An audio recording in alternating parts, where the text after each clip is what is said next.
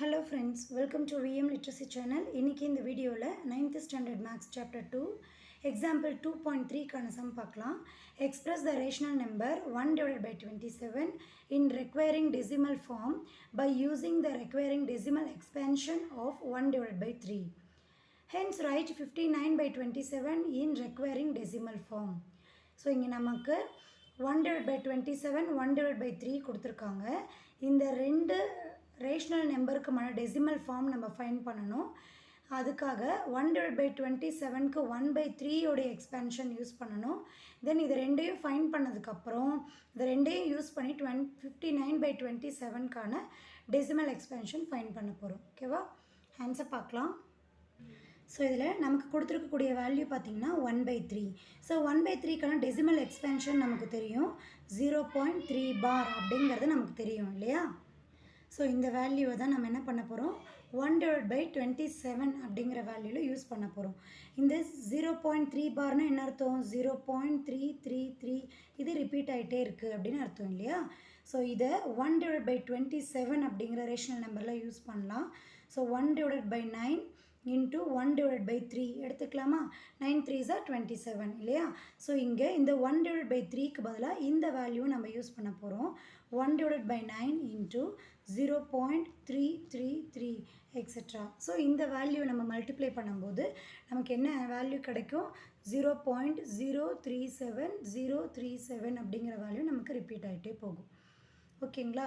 So இப்போது இந்த ரெண்டு வேல்யூவை யூஸ் பண்ணி நம்ம என்ன ஆன்சருக்கு சொல்யூஷன் ஃபைண்ட் பண்ண போகிறோம்னா 59 divided by 27 அப்படிங்கிற வேல்யூக்கு ஆன்சர் ஃபைண்ட் பண்ண போகிறோம். இப்போ 59 by 27க்கு முதல்ல நம்ம டிவைட் பண்ணிக்கலாம். 59 divided by 27. ஸோ இப்போ டிவைட் பண்ணோம்னா நமக்கு எத்தனை டைம் டிவைட் ஆகும் 2 டைம் டிவைட் ஆகும் 54 அப்படின்னு கிடைக்கும் இல்லையா. ரிமைனிங் நமக்கு எவ்வளவு 5.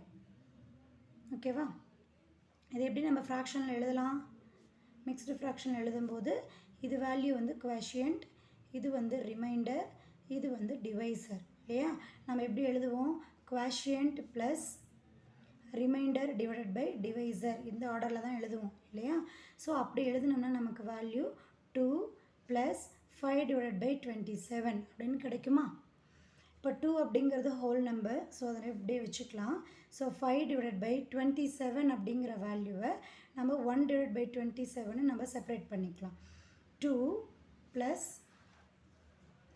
5 into 1 divided by 27க்கு வேல்யூ நம்ம என்ன ஃபைண்ட் பண்ணியிருக்கோம் பாருங்கள் 0.037037 இந்த வேல்யூ தான் நம்ம ஃபைண்ட் பண்ணியிருக்கோம். ஓகே, அந்த வேல்யூ இங்கே சப்ஸ்டியூஷன் கொடுக்கலாம் 0.037037 அண்ட் எக்ஸெட்ரா. ஓகேவா.